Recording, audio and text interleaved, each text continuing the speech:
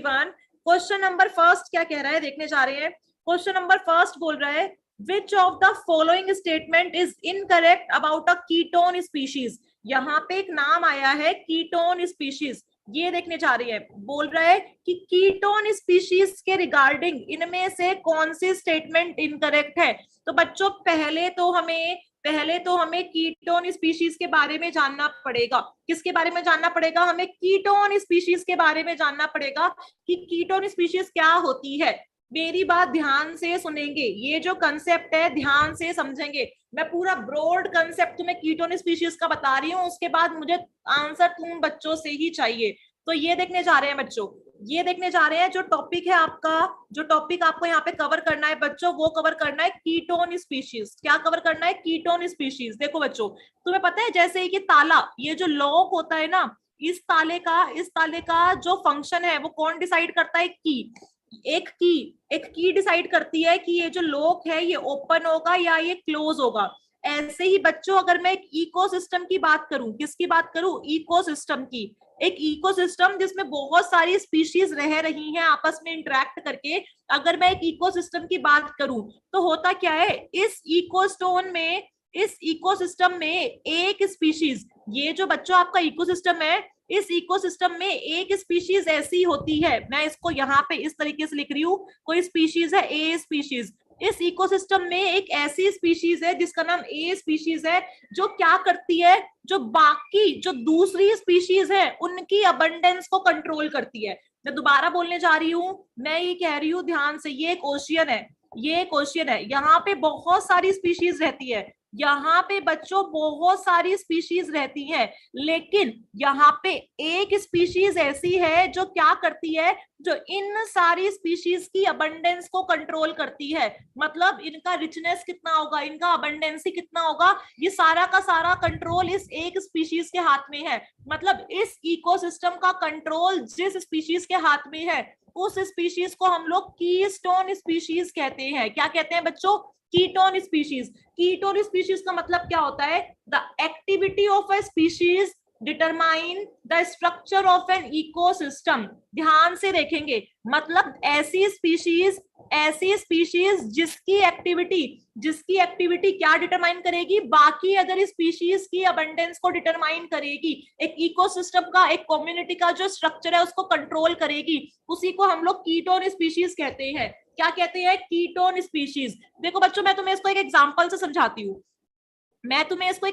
समझाती हूँ, और ये बहुत बार पूछा हुआ क्वेश्चन है बच्चों। ये जो एग्जांपल मैं तुम्हें समझाने जा रही हूँ ना, ये बहुत ही बार पूछा हुआ क्वेश्चन है। यहाँ पे कीटोन स्पीशीज को हम एक एग्जांपल के फॉर्म में देखने जा रहे हैं। ये देखो बच्चों, ओशियन होता है ना, ओशियन में जो कैल्प्स होती है बच्चों, कैल्प एक टाइप का प्लांट है। ओशियन के अंदर जो कैल्प्स होती है ना, वो क्या करती हैं, ओशियन में नीचे बिल्कुल गहरा जाके अपना एक जंगल तैयार कर लेती हैं, जहां पे बहुत बड़े बड़े कैल्प्स ग्रो करते हैं। क्या ग्रो करते हैं बच्चों? वहां पे बहुत बड़े बड़े कैल्प्स ग्रो करते हैं। मैं दोबारा बता रही हूँ, मैं तुम्हें एक एग्जांपल दे रही हूँ। यहाँ पे मैं तुम्हें ये एग्जांपल दे रही हूँ कि जो ओशियन होता है ना बच्चों, ओशियन के अंदर कैल्प नाम का प्लांट मिलता है। ये जो कैल्प नाम का प्लांट होता है ना, ये समुद्र में नीचे जाके अपनी एक अलग दुनिया बसा लेता है। ठीक है, मतलब एक अपना फॉरेस्ट बना लेता है। क्या बना लेता है बच्चों? अपना एक फॉरेस्ट बना लेता है। दोबारा से मेरी बात सुनेंगे, मैं बोल रही हूँ, समुद्र के अंदर ये जो कैल्प होता है ना, ये अपना एक फॉरेस्ट बना लेता है। ठीक है, इस फॉरेस्ट के ऊपर, इस कैल्प नाम के प्लांट के ऊपर बच्चों बहुत सारे, इस कैल्प नाम के प्लांट के ऊपर बहुत सारे स्पीशीज जो है आके रहती हैं। जैसे एक पेड़ के ऊपर बहुत सारी स्पीशीज आके रहती है ना बच्चों, ऐसे ही इस कैल्प के ऊपर भी बहुत सारी स्पीशीज आके रहती हैं। ध्यान से देखना, ध्यान से मेरी बात सुनेंगे। मैंने क्या बोला? मैंने बोला ये जो कैल्प नाम का प्लांट है ना, ये ओशियन के अंदर, किसके अंदर बच्चों? ओशियन के अंदर अपना एक अलग से फॉरेस्ट बना लेता है। बहुत सारे कैल्प मिलके अपना एक कैल्प फॉरेस्ट बना लेते हैं। ये जो कैल्प फॉरेस्ट होता है बच्चों, ये बहुत सारी स्पीशीज का होम होता है, होम फॉर मैनी स्पीशीज। ठीक है, मतलब अगर ये कैल्प नहीं रहेगा तो बाकी जो स्पीशीज है उनका हैबिटेट डिस्ट्रॉय हो जाएगा। क्या डिस्ट्रॉय हो जाएगा? हैबिटेट डिस्ट्रॉय हो जाएगा। तो बेटा विलन की तरह काम करता है यहाँ पे सी अर्चिन। कौन काम करता है? Sea urchin.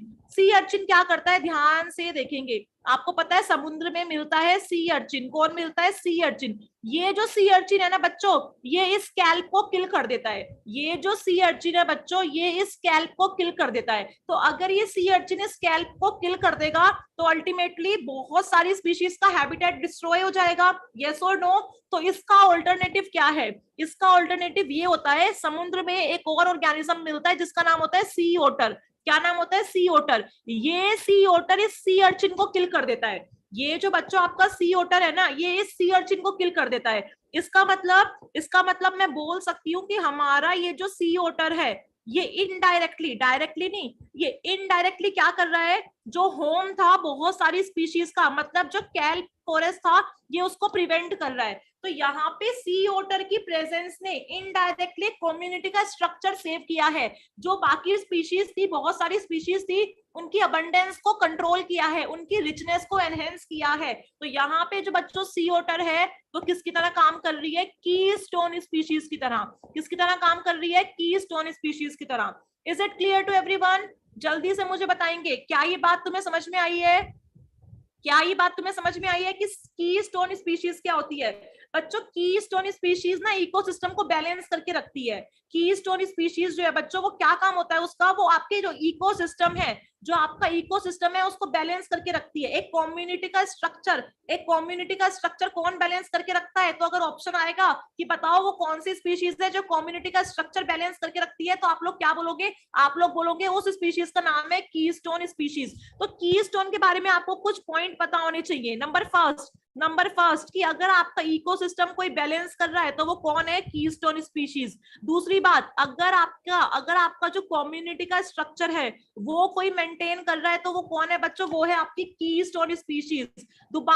दोबारा और किस चीज को कंट्रोल करता है बच्चों, दूसरी स्पीशीज का अबंडेंस कितना होगा, relative abundance of other species. दूसरी स्पीशीज की रिचनेस कितनी होगी, उनका अबंडेंस कितना होगा, ये भी कौन कंट्रोल करता है, keystone species. Is it clear to everyone? Is it clear to everyone? जैसे कि आपने देखा, अगर सी ओटर, इस केस में हम देखेंगे, अगर सी ओटर का अबंडेंस होगा, अगर सी ओटर ज्यादा होंगे बच्चों, अगर सी ओटर ज्यादा होंगे तो अल्टीमेटली, अगर सी ओटर ज्यादा होंगे तो जो कैल्प फॉरेस्ट है वो क्या हो जाएंगे, वो डिस्ट्रॉय नहीं हो पाएंगे। इसका मतलब बहुत सारी स्पीशीज का जो होम है वो क्या हो जाएगा बच्चों, सेव हो जाएगा। क्या हो जाएगा, सेव।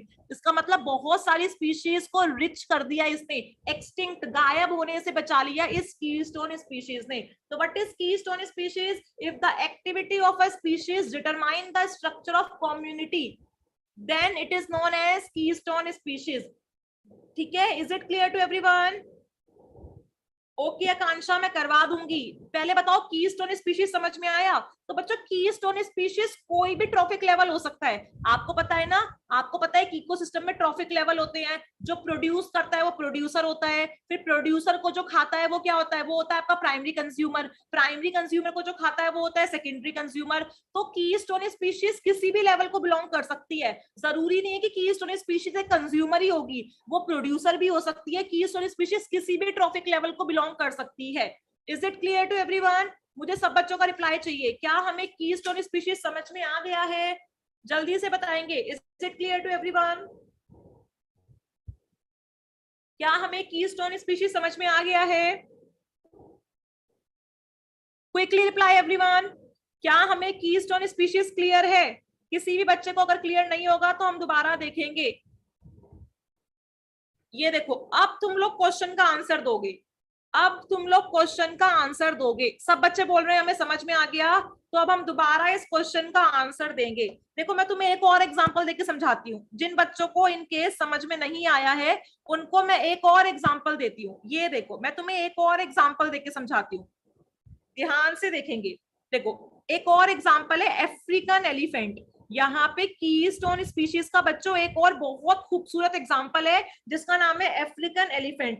बच्चों ये जो अफ्रीकन एलिफेंट होते हैं ना, ये क्या करते हैं, ये जंगल में जाके फीडिंग करते हैं, मतलब अपना पेट भरते हैं जंगल में जाके, जिसकी वजह से बच्चों ये किसको डिस्ट्रॉय कर देते हैं, जिसकी वजह से ये जो श्रब्स होते हैं ना और जो स्मॉल ट्रीज होते हैं ये उनको क्या कर देते हैं, डिस्ट्रॉय। इनकी हाइट के लेवल के या इनकी ट्रंक जिस लेवल तक पहुंचती है उस लेवल के जो श्रब्स होते हैं, जो ट्रीज होते हैं ना, ये उनको डिस्ट्रॉय कर देते हैं। आ गई बात समझ में? जिसकी वजह से क्या होता है बच्चों, एक वुडलैंड, जंगल क्या है बच्चों, एक वुडलैंड है जहाँ पे लकड़ियां वगैरह ये सब ज्यादा है, लेकिन हाथी ने इन सबको क्या कर दिया, खराब कर दिया। मतलब जो तुम्हारी वुडलैंड हैबिटेट थी, जो तुम्हारी वुडलैंड हैबिटेट थी बच्चों, उसको ओपन ग्रासलैंड बना दिया। क्या बना दिया? ओपन ग्रासलैंड बना दिया। मतलब बड़े बड़े पेड़ अब यहाँ पे नजर नहीं आ रहे हैं।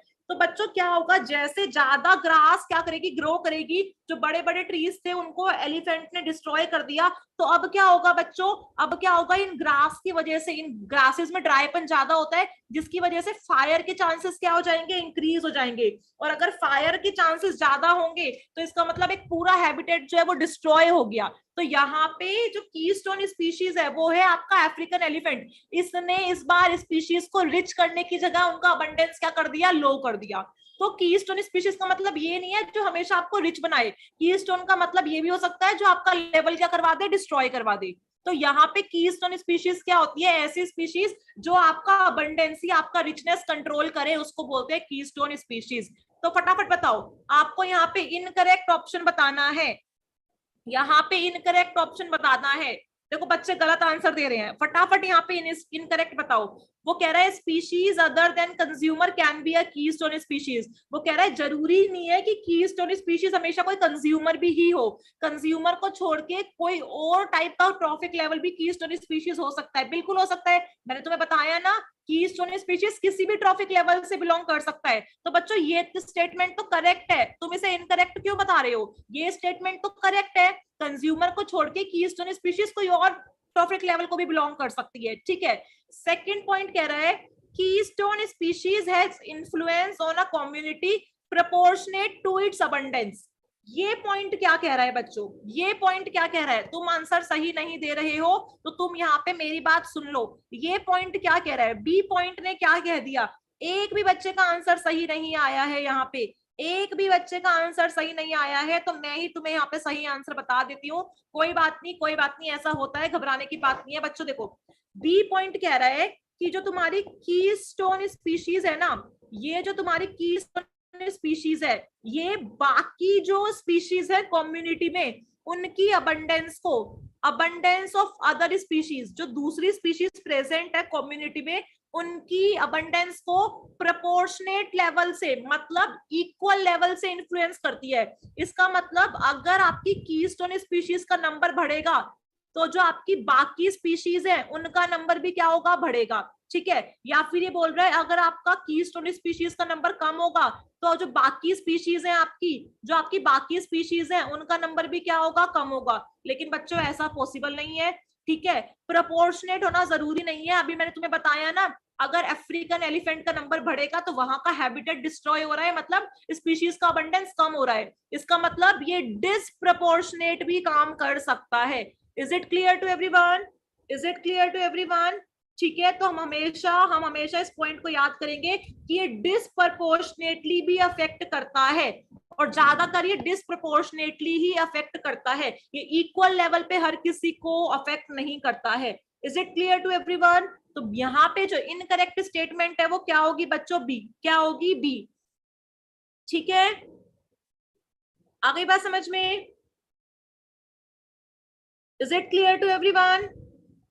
चलो अब देखते हैं नेक्स्ट, अब देखते हैं नेक्स्ट, अब देखते हैं नेक्स्ट क्वेश्चन। ये भी बहुत अच्छा क्वेश्चन है, ये भी बहुत अच्छा क्वेश्चन है। बच्चे मैसेज डिलीट कर देते हैं, बच्चों मैसेज डिलीट करने की तुम्हें कोई नीड नहीं है, मैसेज डिलीट करने की तुम्हें नीड नहीं है, कोई बात नहीं, गलत आंसर दे दिया तो। ये देखो यहाँ पे क्या कह रहा है, a species whose life history strategy allow for high intrinsic rate of increase, लिखा है r strategy will also exhibit the following except. ध्यान से देखेंगे, यहाँ पे बोल रहा है एक ऐसी स्पीशीज जिसकी लाइफ हिस्ट्री में high intrinsic rate of increase है, ठीक है, जिसको आर स्ट्रेटजी भी कहा जाता है, उनमें कौन कौन से कैरेक्टरिस्टिक फीचर प्रेजेंट हो सकते हैं, लेकिन एक ऐसा फीचर है जो वो उसमें प्रेजेंट नहीं हो सकता, एक्सेप्ट आपको वही एक्सेप्शन बताना है। तो देखो, इसके लिए बच्चों तुम्हें पहले समझना पड़ेगा कि मैम ये आर स्ट्रेटजीज जो बोला है ये होता क्या है, ये आर स्ट्रेटेजिक्स क्या होता है। इसी के साथ मैं तुम्हें एक और स्ट्रेटेजिक्स बताती हूँ जिसपे से क्वेश्चन आता है, वो है आपका के स्ट्रेटेजिक्स। क्या है? के स्ट्रेटेजिक्स। तो ये आर स्ट्रेटेजिक्स और के स्ट्रेटेजिक्स क्या होता है, ये हमें यहाँ पे समझना बहुत जरूरी है। ध्यान से देखेंगे, ध्यान से देखेंगे। देखो बच्चों, होता क्या है, पहले हम एक टर्म समझेंगे, पहले हम एक टर्म समझेंगे कि ये हाई इंट्रिंसिक रेट क्या होता है, high intrinsic rate of growth क्या होता है। या तुम सिंपल एक टर्म समझो कि मैम ये इंट्रिंसिक रेट ऑफ ग्रोथ क्या होता है। What is intrinsic rate of growth? ध्यान से देखेंगे, इंट्रिंसिक रेट ऑफ ग्रोथ बच्चों इकोलॉजी में ना इसको स्मॉल आर से रिप्रेजेंट करते हैं। किससे रिप्रेजेंट करते हैं? स्मॉल आर से। तो होता क्या है, जब हमारे पास रिसोर्सेज अनलिमिटेड है, जब हमारे पास जो रिसोर्सेज है ग्रो करने के लिए एनवायरमेंट में वो अनलिमिटेड है, इसका मतलब एक पर्टिकुलर स्पीशीज जो है वो क्या कर सकती है, वो मैक्सिमम ग्रोथ कर सकती है, वो अपनी जो इंट्रिंसिक ग्रोथ है उसको मैक्सिमम कर सकती है, क्योंकि जो रिसोर्सेज हैं वो अनलिमिटेड हैं। तो इसी चीज को बोलते हैं इंट्रिंसिक रेट ऑफ ग्रोथ। मतलब आपको न्यूट्रिशन की, आपको किसी भी तरीके की रिसोर्स की कोई कमी नहीं है, तो आप जितना मैक्सिमम ग्रो कर सकते हो उतना मैक्सिमम ग्रो करो। इस चीज को बोलते हैं इंट्रिंसिक रेट ऑफ ग्रोथ। तो अगर क्वेश्चन में लिखा है high intrinsic rate of growth, इसका मतलब आर कैसा है? ज्यादा। आर कैसा है? ज्यादा। अगर आपका ग्रोथ रेट ज्यादा है, इसका मतलब आपका जो नंबर है, आपका जो नंबर है वो भी क्या होगा? ज्यादा। आप बहुत ज्यादा नंबर में ग्रो करवा पाओगे अपने बच्चों को, क्योंकि आपने जितने बच्चे पैदा कर रहे हैं उन सबके लिए जो रिसोर्सेज है वो अनलिमिटेड है।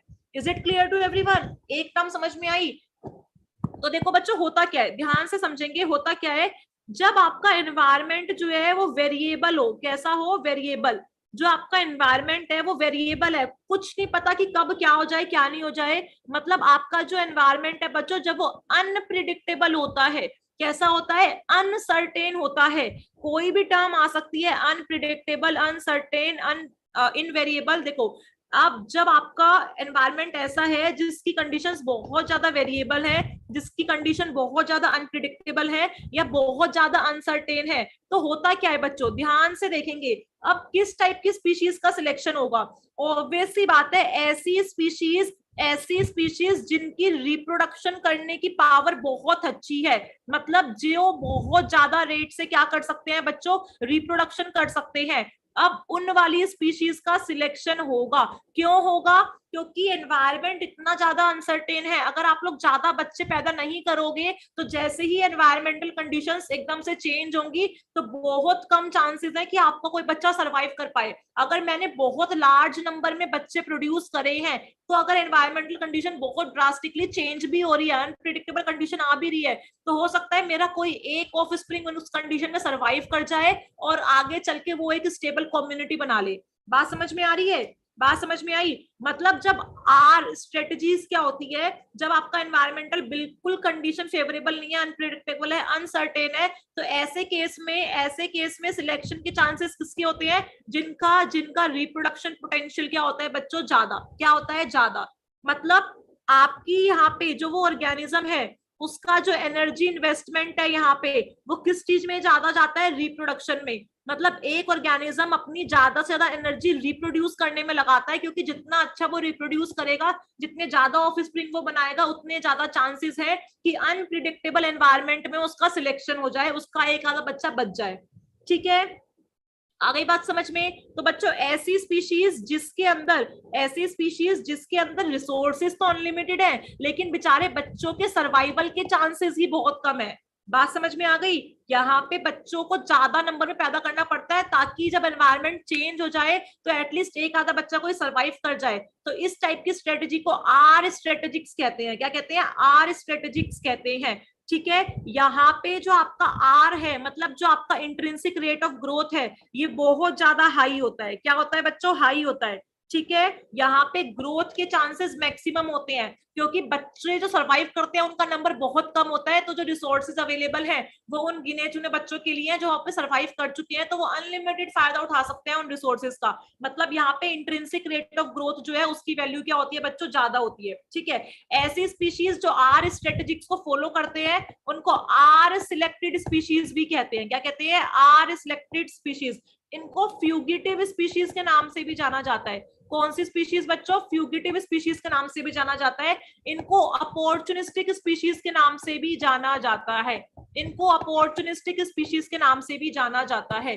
कौन कौन सी स्पीशीज बोलते हैं? ऐसी स्पीशीज जो इस स्ट्रेटजी को फॉलो करती है उनको फ्यूगिटिव स्पीशीज, आर सिलेक्टेड स्पीशीज या अपॉर्चुनिस्टिक स्पीशीज के नाम से भी जाना जाता है। ठीक है, वहीं पे बच्चों जो तुम्हारी के स्ट्रेटेजिक वाली होती है, इसमें जो एनवायरमेंटल कंडीशन होती है ना, जनरली ये कांस्टेंट होती है। कैसे होती है? कांस्टेंट एनवायरमेंटल कंडीशन होती है। तुम प्रिडिक्ट कर सकते हो कि भाई अभी सर्दी आएगी, अभी गर्मी आएगी, अभी बरसात आएगी। ठीक है, मतलब यहाँ पे जो एनवायरमेंट है वो प्रिडिक्टेबल होता है। तो अब बताओ सिलेक्शन किसका होगा? अब तुम्हें ये तो चांस, इसकी तो टेंशन ही नहीं है कि भाई अगर मेरे 5 बच्चे मैंने बनाए हैं तो इनमें से एक आधा बच जाए। इस चीज की तो तुम्हें टेंशन ही नहीं है क्योंकि यहाँ पे एनवायरमेंटल प्रिडिक्टेबल है, तो तुम्हारे ऑफस्प्रिंग का जो सर्वाइवल रेट है वो ज्यादा है। ठीक है, तो बच्चों यहाँ पे क्या होता है? यहाँ पे रिसोर्स के लिए कंपटीशन होता है। बच्चे तो जी रहे हैं क्योंकि एनवायरमेंट कंडीशन उनके फेवर में है, प्रिडिक्टेबल है, तो यहाँ पे रिसोर्स के लिए कंपटीशन होता है। इसका मतलब यहाँ पे जो ऑर्गेनिज्म अपनी एनर्जी खर्च करता है वो किस चीज में खर्चता है?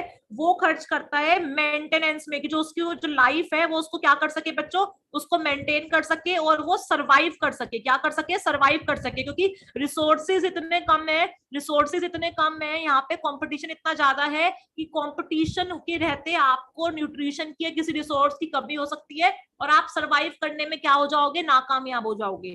तो यहाँ पे रिप्रोडक्शन पे इतना ध्यान नहीं दिया जाता। यहाँ पे बच्चा हो गया लेकिन अब उसको सरवाइव करने के लिए स्ट्रगल करना है, अपनी लाइफ मेंटेन करने के लिए स्ट्रगल करना है। तो यहाँ पे जो एनर्जी वेस्ट होती है वो इस काम में होती है। तो यहाँ पे जो बच्चों सिलेक्शन है, यहाँ पे जो सिलेक्शन है वो किसका होता है? यहाँ पे जिनका रिप्रोडक्टिव पोटेंशियल कम है उनका सिलेक्शन हो सकता है, क्योंकि कम बच्चे बनेंगे लेकिन हमें पता है वो सरवाइव कर जाएंगे। लेकिन हमें यहाँ पे क्या देखना पड़ता है? हमें देखना पड़ता है बेटर कैपेबिलिटीज, ज्यादा अच्छी कैपेबिलिटीज आपकी किस में होनी चाहिए?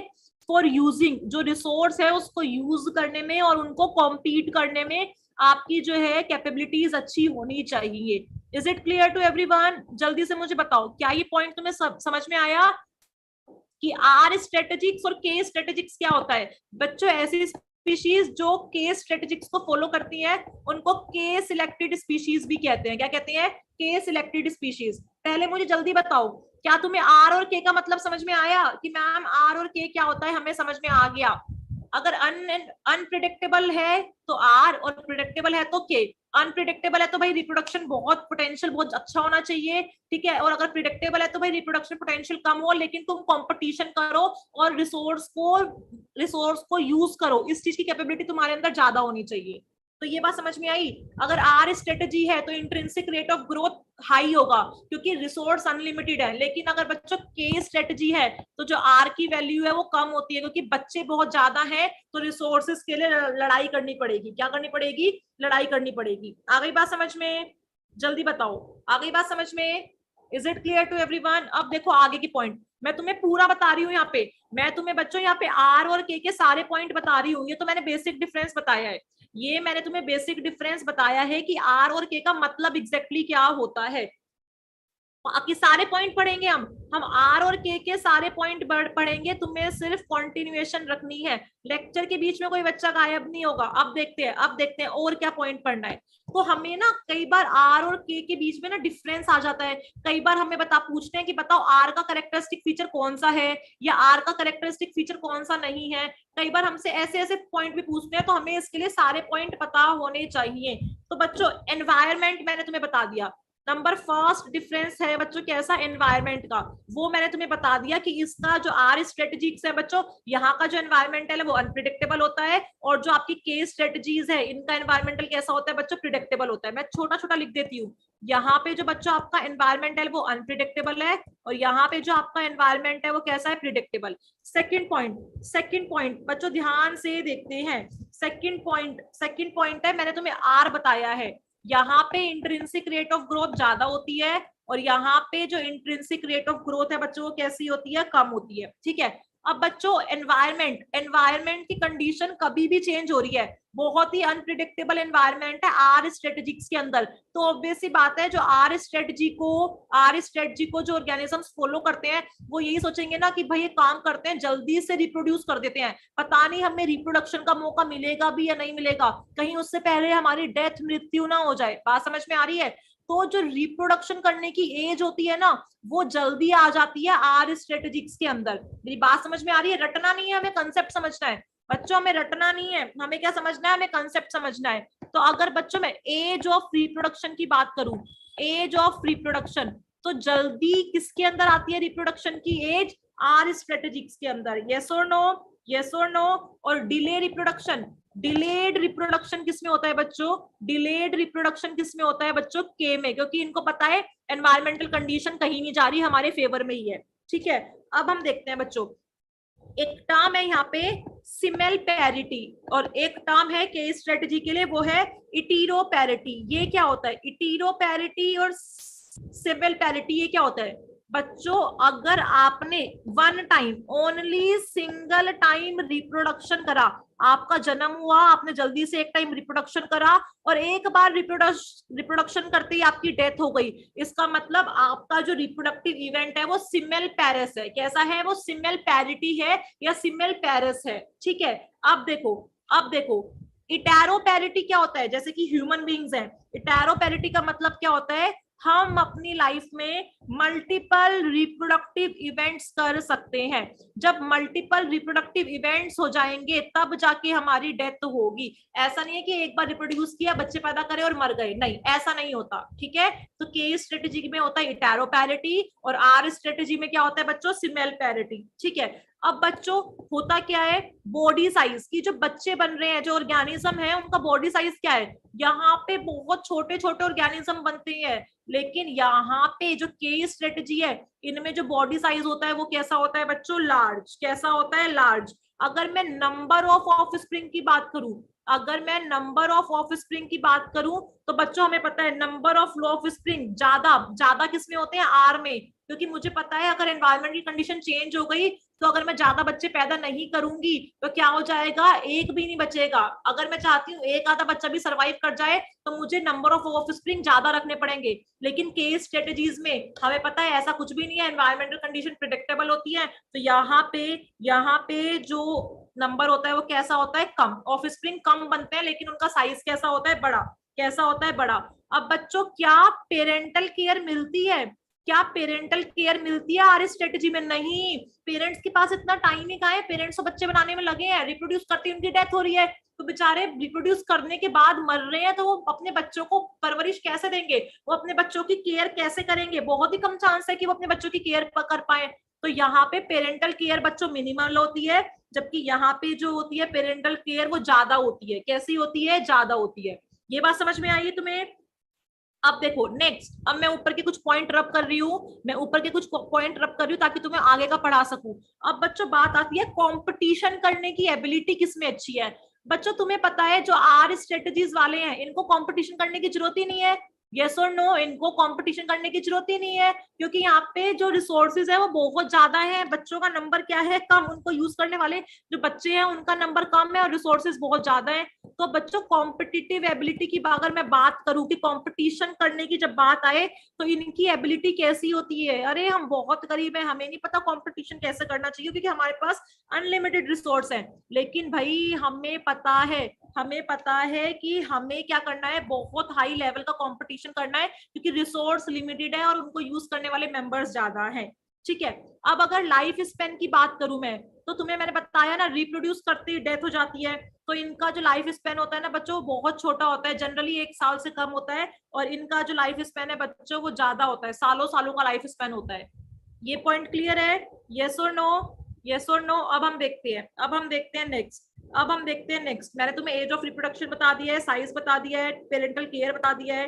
ठीक है, अब देखो बच्चों, अब एक पॉइंट आता है डिस्पर्सल एबिलिटी। डिस्पर्सल का मतलब होता है फैलना, दूर दूर तक फैल जाओ।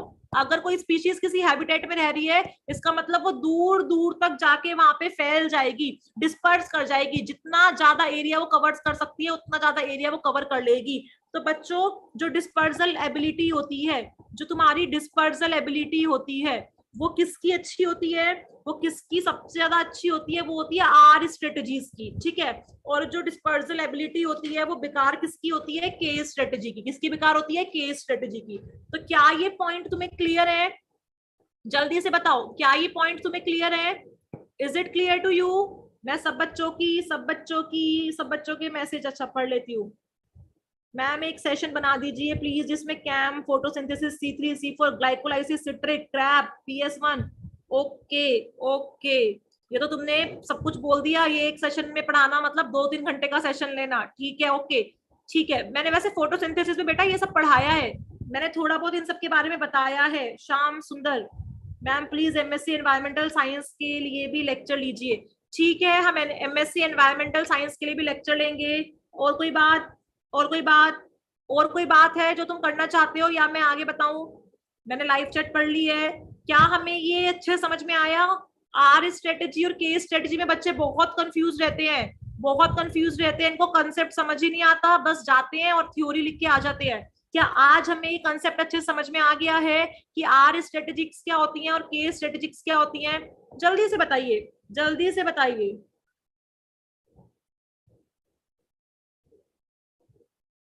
जल्दी से बताइए, क्या आप सबको समझ में आया? Okay, thank you so much, thank you so much Tanishka, thank you so much. देखो अब लास्ट पॉइंट, लास्ट पॉइंट बच्चों जो मैं तुम्हें यहाँ पे समझाना चाहती हूँ, जिसपे से सिंपली भी क्वेश्चन आता है बहुत बार, वो है सर्वाइवरशिप कर्व।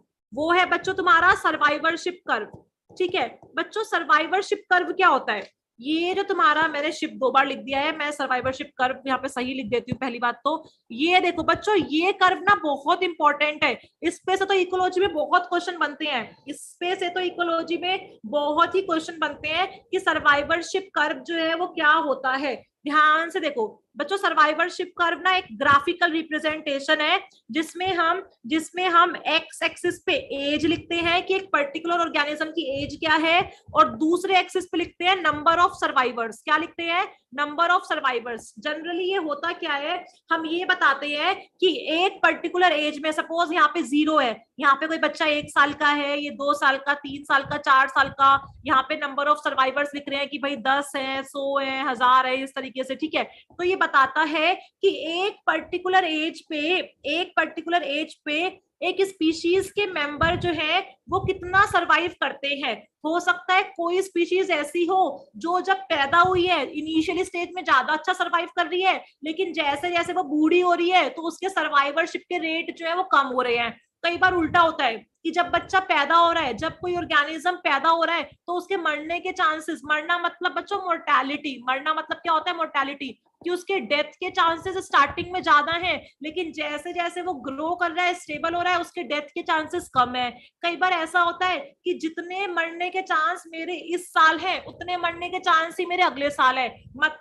मतलब एज का जो है कोई इफेक्ट नहीं पड़ता जीने या मरने पे। जितने चांसेस, जितनी पॉसिबिलिटी आज मेरे मरने की है, उतनी ही अगले साल होगी, उतनी ही उससे अगले साल होगी। तो बच्चों ये जो पॉसिबिलिटीज है ना, इस चीज को हम कर्व की फॉर्म में रिप्रेजेंट करते हैं। किसकी फॉर्म में रिप्रेजेंट करते हैं? कर्व की फॉर्म में। तो अगर मैं एज और नंबर ऑफ सर्वाइवर्स के बीच में कोई कर्व ड्रॉ करूं, तो वो है तुम्हारा सर्वाइवरशिप कर्व, जो ये बताता है, जो ये प्लॉट करता है कि एक पर्टिकुलर एज में कितने नंबर ऑफ सर्वाइविंग इंडिविजुअल्स हो सकते हैं एक स्पीशीज के।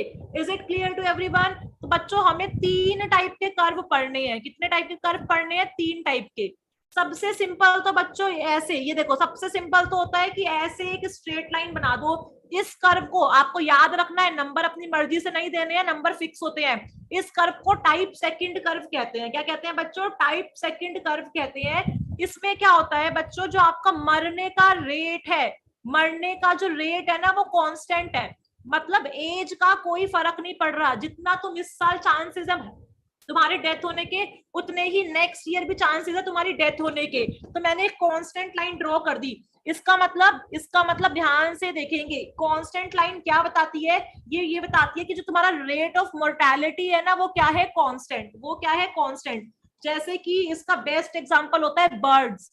बर्ड्स जो होते हैं ना, जितने उनके मरने के चांस इस साल है उतने ही उनके नेक्स्ट साल है। ऐसे ही बच्चों वो ह्यूमन बीइंग, ऐसे ह्यूमन बीइंग जो पुअर न्यूट्रिशन को फेस करते हैं, उनके साथ भी यही वाला सर्वाइवरशिप कर्व शो होता है। मतलब इनके बेचारे के पास खाने पीने के लिए नहीं है, तो इनकी न्यूट्रिशन कंडीशन इतनी खराब होती है कि बीमारियां कभी भी हो सकती हैं और डेथ कभी भी हो सकती है।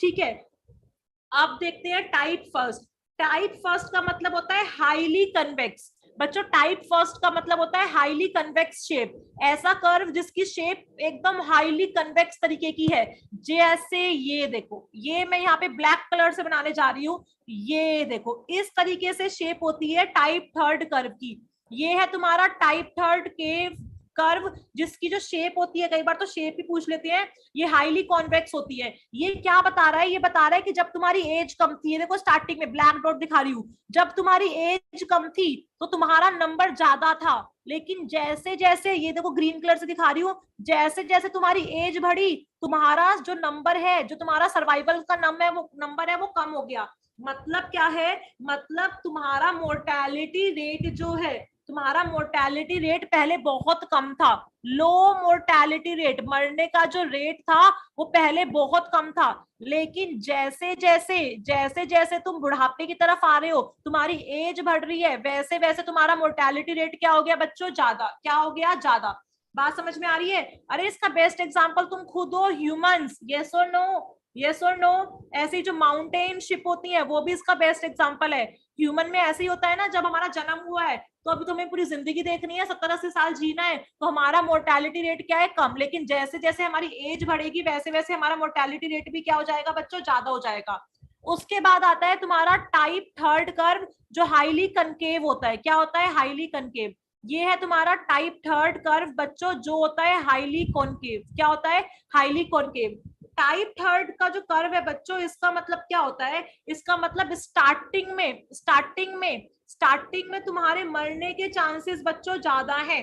स्टार्टिंग में तुम्हारे मरने के चांसेस ज्यादा है, लेकिन जैसे जैसे तुम स्टेबल हो रहे हो, जैसे जैसे तुम्हारी कांस्टेंट, तुम्हारी लाइफ की जो एज है वो बढ़ रही है, वैसे वैसे तुम क्या हो रहे हो? स्टेबल हो रहे हो।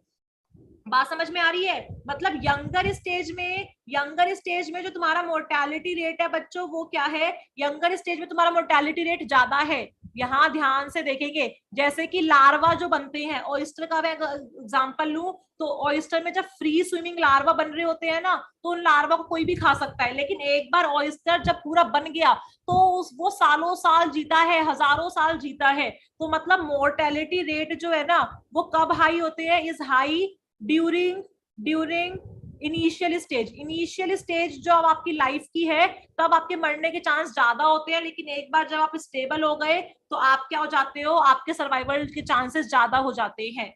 आ गई बात समझ में? Is it clear to everyone? मैंने ज्यादा डिस्क्रिप्टिव नहीं बताया है, एक ओवरऑल आपको व्यू दिया है कि सर्वाइवरशिप कर्व क्या होता है और कितने टाइप का होता है। तो 1 वाले का मतलब है पहले मरने के चांसेस ज्यादा है, सॉरी पहले मरने के चांसेस कम है, बाद में एज के साथ साथ मरने के चांसेस क्या हो रहे हैं? एज के साथ मरने के जो आपके चांसेस हैं वो क्या हो रहे हैं बच्चों? ज्यादा। बात समझ में आ गई? और टाइप सेकंड का मतलब क्या है? कांस्टेंट है। और टाइप थर्ड का मतलब क्या है? टाइप थर्ड का मतलब है कि पहले चांसेस मरने के ज्यादा हैं, और जैसे जैसे एज बड़ी हो रही है वैसे वैसे मरने के चांसेस कम हो रहे हैं। Is it clear to everyone? तो ये ब्लैक वाला टाइप फर्स्ट है, ग्रीन वाला टाइप सेकंड है, और रेड वाला टाइप थर्ड है। क्या ये बात समझ में आ गई? तो बच्चों जो आर स्ट्रेटजीज होती है ना, उनका जो सर्वाइवरशिप कर्व होता है वो जनरली टाइप थर्ड होता है। कौन सा होता है? Type third. तुम्हें पता है ना, स्टार्टिंग में जब ये इनका रिप्रोडक्शन होके जब ऑफस्प्रिंग बनते हैं, तो एनवायरमेंटल कंडीशन कई बार बहुत अनप्रिडिक्टेबल आ जाती है। तो होता क्या है, बेचारे पैदा हुए हैं लेकिन एनवायरमेंटल कंडीशन इतनी अनप्रिडिक्टेबल आई है तो इनकी डेथ हो जाती है। मतलब स्टार्टिंग में मोर्टेलिटी रेट ज्यादा होता है, लेकिन बाद में क्या हो जाता है? कम। और वहीं केस स्ट्रेटेजीज वाले, जैसे कि ह्यूमन, हम लोग क्या करते हैं? एक प्रिडिक्टेबल एनवायरमेंट में रहते हैं, तो हम जनरली क्या शो करते हैं? टाइप फर्स्ट और टाइप सेकेंड। मतलब एक एज आने पे ही हमारी डेथ होती है। Is it clear to everyone? Is it clear to everyone? हाँ निधि, मैंने करेक्ट कर दिया है। Is it clear to everyone? Is it clear to everyone? जल्दी से मुझे बताइए। मैम सीयूटी पीजी बॉटनी के लिए इंपॉर्टेंट टॉपिक्स बता दीजिए प्लीज। ओके, ठीक है, बता दूंगी मैं। Is it clear to everyone? अब हम देखते हैं, हमने इतना कुछ पढ़ा आर और के बारे में, अब तुम मुझे इस क्वेश्चन का आंसर बता दो। अब तुम बच्चों मुझे इस क्वेश्चन का आंसर बता दो फटाफट। अब तुम मुझे इस क्वेश्चन का आंसर बता दो जल्दी से। यहाँ पे बोल रहा है a species whose life history strategies allow for high intrinsic rate of increase. तो तुम्हें पता है, तुम यहीं से समझ जाओ कि अगर rate intrinsic rate of increase ज्यादा है, इसका मतलब आर की वैल्यू ज्यादा है, और ऐसी स्पीशीज को हम लोग आर सिलेक्टेड स्पीशीज कहते हैं। तो कह रहे हैं आर सिलेक्टेड स्पीशीज के बारे में कौन सी बात सही नहीं है। जल्दी से मुझे इसका आंसर दो, जल्दी से मुझे तुम इसका आंसर दो, जल्दी से मुझे इसका आंसर चाहिए, जल्दी से आंसर दो। तुम ही आंसर दोगे इसका, मैं चैट देख रही हूँ, मुझे तुम्हारा आंसर ही चाहिए भाई। मैंने इतनी मेहनत करके तुम्हें आधा घंटा लगा के आर और के समझाया है, तो मैं आंसर तो तुमसे ही लूंगी।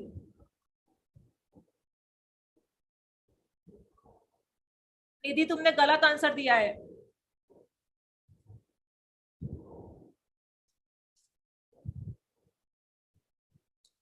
निधि तुम्हारा आंसर गलत है। बाकी बच्चे,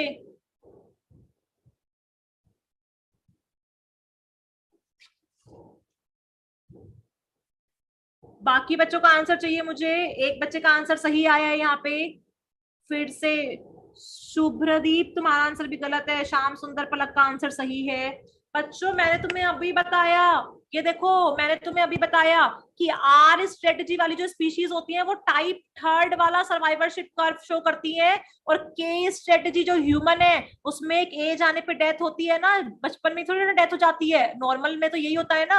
अब कि हम एक पर्टिकुलर 60 70 साल 80 साल की जिंदगी जीते हैं और फिर हमारी डेथ होती है। मतलब आर के अंदर सर्वाइवरशिप कर्व थर्ड वाला होता है और के अंदर फर्स्ट और सेकंड वाला होता है। तो इसका डी पॉइंट देखो, यहाँ पे बोल रहा है कि जो सर्वाइवरशिप कर्व है ना वो जनरली टाइप 1 और टाइप 2 होता है आर के अंदर। गलत, मैंने तुम्हें बताया है ना आर के अंदर टाइप थर्ड होता है। मतलब ऑफ स्प्रिंग्स की डेथ होने के चांसेस ज्यादा होते हैं, लेकिन जब वो बड़े होते रहते हैं, उनकी एज बीतती रहती है, तब उनके सर्वाइव करने की चांसेस बढ़ जाती है।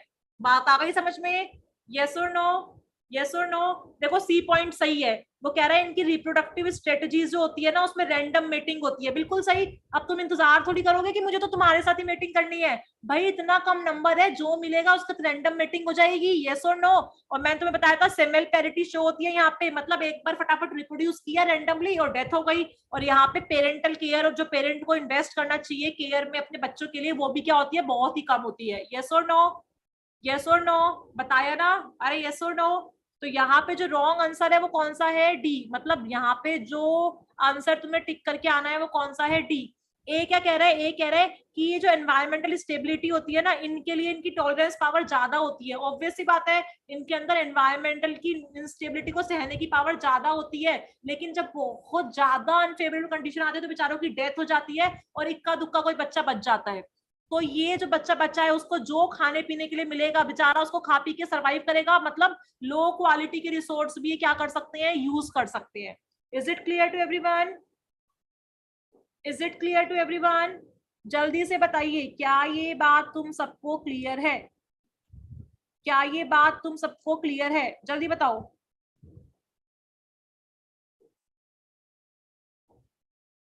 जल्दी से बताओ।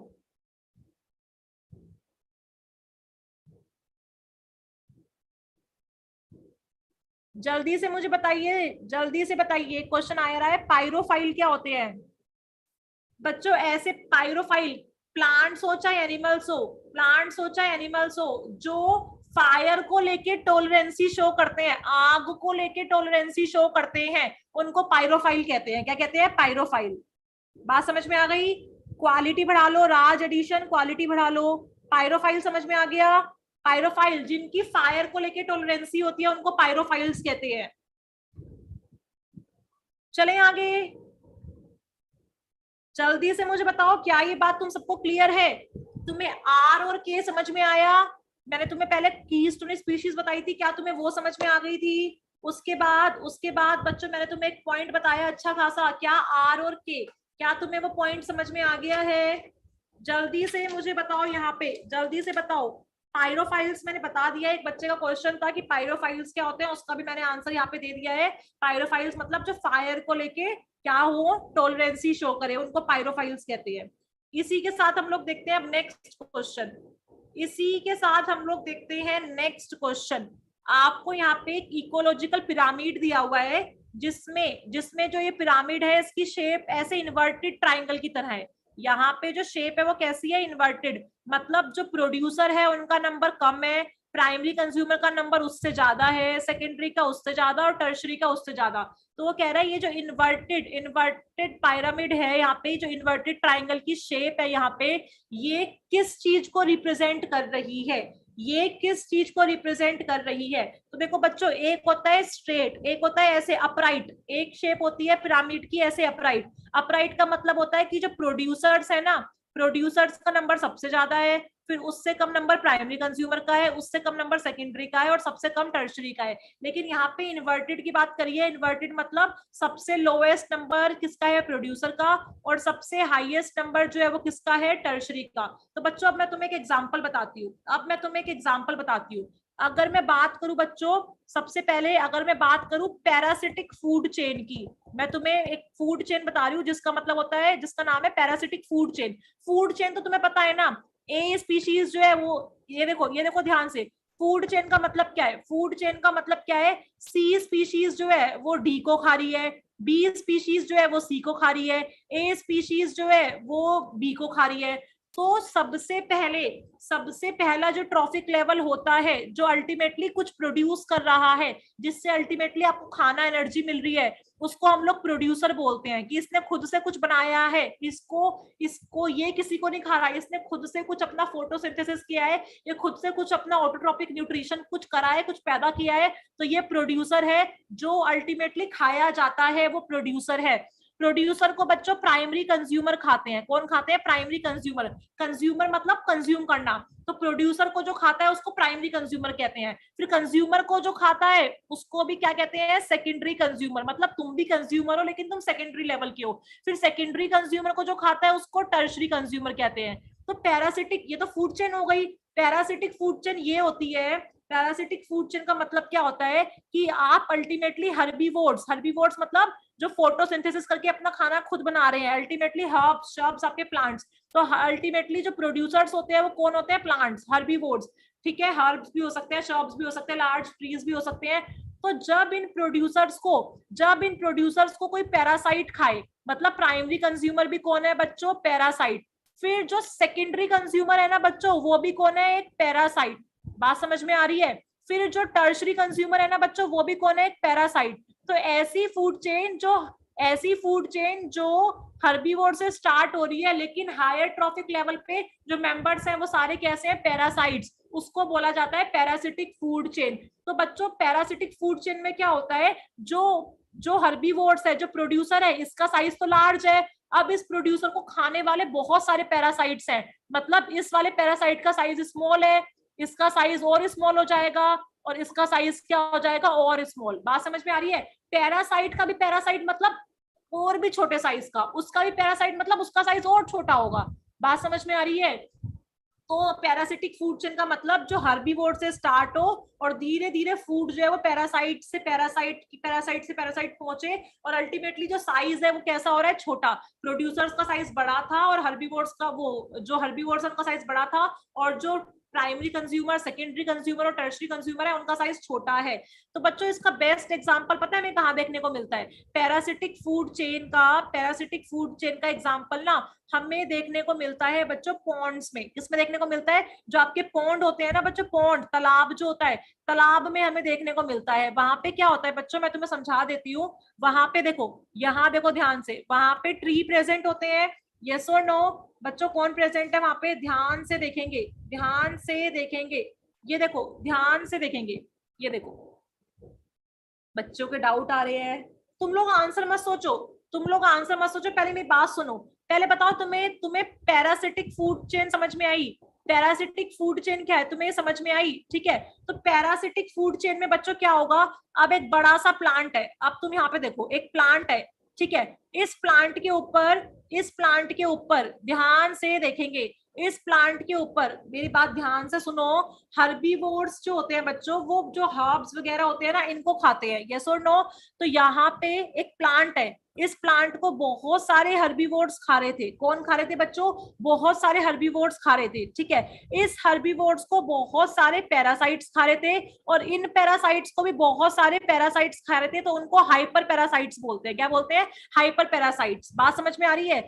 हर्बीवोर यहाँ पे प्रोड्यूसर की तरह कब काम करेगा? जब हर्बीवोर जो है एक एक इकोसिस्टम को, एक यहाँ पे इकोसिस्टम को इनिशिएट कर रहा है। यहाँ पे प्रोड्यूसर्स की बात हम कर ही नहीं रहे हैं, मतलब प्लांट्स जो है डायरेक्ट उनकी बात हम कर ही नहीं रहे हैं, यहाँ पे हम हर्बीवोर्स को ही प्रोड्यूसर्स मान रहे हैं। लेकिन अब मैं बात कर रही हूँ एक ऐसी चेन जो प्लांट से स्टार्ट हो रही है, तो प्लांट को खा रहे हैं हर्बीवोर्स, हर्बीवोर्स को खा रहे हैं पैरासाइट्स, इन पैरासाइट्स को खा रहे हैं हाइपर पैरासाइट। तो यहाँ पे क्या हो रहा है? प्लांट तो एक ही है, लेकिन उस पर डिपेंडेंट हर्बीवोर्स बहुत सारे हैं। फिर एक हर्बीवोर पे बहुत सारे पैरासाइट डिपेंड है, फिर उस एक पैरासाइट पे बहुत सारे हाइपर पैरासाइट डिपेंडेंट है। मतलब यहाँ पे नंबर जो है वो उल्टा हो रहा है, प्रोड्यूसर का नंबर कम है, प्राइमरी कंज्यूमर का नंबर ज्यादा है, और टर्शरी का सबसे ज्यादा।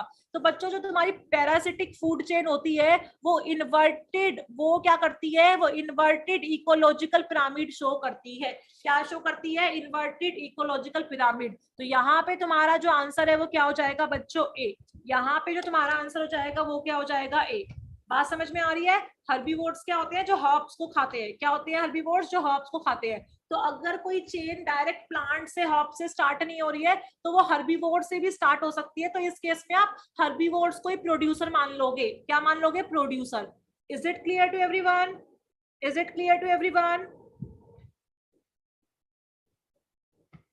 बात समझ में आ गई? जल्दी से मुझे बताइए, क्या तुम्हें बात समझ में आ गई है? यहाँ पे कोई डाउट है तो पूछो, अगर कोई डाउट है तो पूछ लो, अगर कोई डाउट है तो पूछ लो।